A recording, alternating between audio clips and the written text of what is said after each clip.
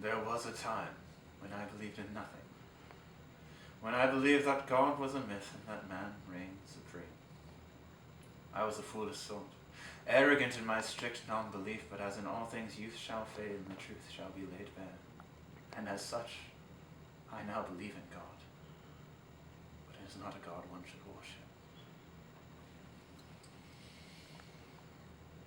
I had been standing with some gentlemen on the corner of Cameron and Franklin, the heat and smoke rising from the sewer grates by our feet, smell a foul combination of city waste, human and animal alike, brought forth a memory of times long past, of experiences not pleasant to recall.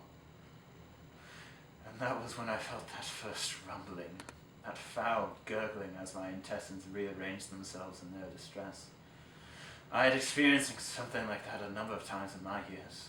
There were ex-gentlemen would not deign to engage in bravado for such acts, and so thought little of it.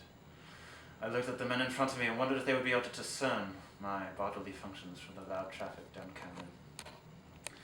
For a moment I tried to hold in the gas threatening my bowels, doing what I could to maintain my sense of class and dignity. But as the light peeking behind the buildings waned, I knew I could not hold it in for much longer. I waited for the perfect time. An automobile was about to pass by and the noise might cover my transgression. And when the mechanized carriage rumbled past, I relaxed my sphincter, releasing the gas I threatened to destroy my composure.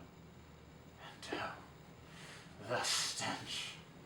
What came bursting forth from my entrails was not a silent fall, nor a scentless trail of gas. No, the flapping of my cheeks was as a hummingbird, and the torrent of wind caused the volume of those vibrations to increase as the gas escaped.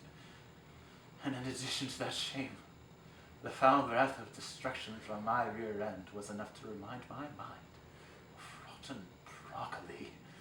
The rancid, putrid methane exploding forth from my trousers was enough to make me, its creator, gag on its existence. But to my surprise, even with the clear evidence of my crime still drifting about our street corner, the two gentlemen made no movement, no telltale hint of having noticed my transgression. In a sweat I watched the two gentlemen, my entire world disappearing other than these two dapper men of the night, and the maelstrom of clearly diseased air about us. And as the minutes passed on, it seemed as if God had played some part. There was no other explanation. No amount of manners would have allowed those two gentlemen from realizing my part in this atrocity, or somehow not be able to perceive what I had done. No. God was present in that moment. The divine clearly held my interest at heart. This thought brought with it a sense of false confidence. It allowed me to think that the trial was over, that I had somehow escaped from that terrible situation. There was a time that I believed in God and thought he was on my side, and that I had little to fear as I walked along those streets, falling to the shadows of the fading light. But as we were walking across Franklin, I felt that familiar rumble. I thought I had relieved myself of my distress, but there was more to be released. And while in another situation I would have tried to find some out-of-the-way corner of some alley, I still had my faith in this personal God. As I walked behind these men, tapping my cane between the bricks of the sidewalk, I pushed, confident that I would not be punished for such a natural function.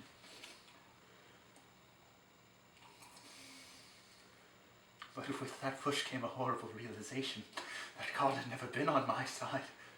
Such a beneficial deity would not have allowed for this hubris, would not have wanted his servant to suffer so. For when I pushed out that last bit of methane to my aura, I felt moisture, an unmistakable wetness that could not be understood as anything else. And this was no harmless expulsion. When my sphincter relaxed, it let forth a torrent of brown muck. A warm spool of feces unleashed itself into my undergarments, and I felt the weight of it start to drag down the cotton beneath my trousers.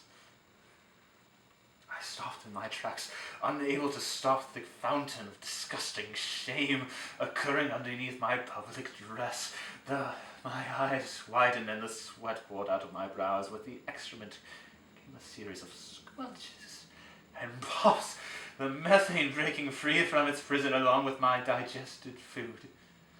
And as I was unable to move, I looked out into the ether, hearing the raucous laughter of some trickster god, some unknown deity devoted to my embarrassment and social suicide.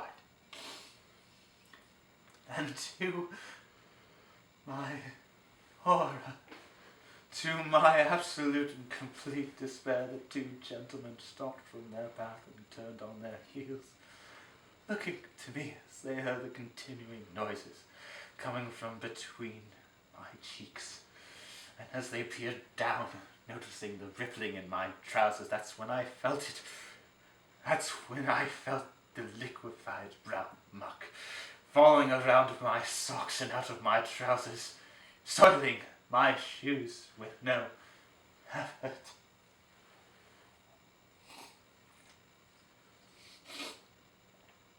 I have known fear. I have known social embarrassment and death and pain, the likes you have never heard. There is much to know in this world, but this is the lesson which I have drawn from my experiences.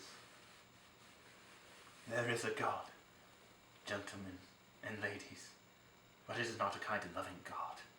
There is a God, my friends, but take care he does not take notice of you, for you will not like what happens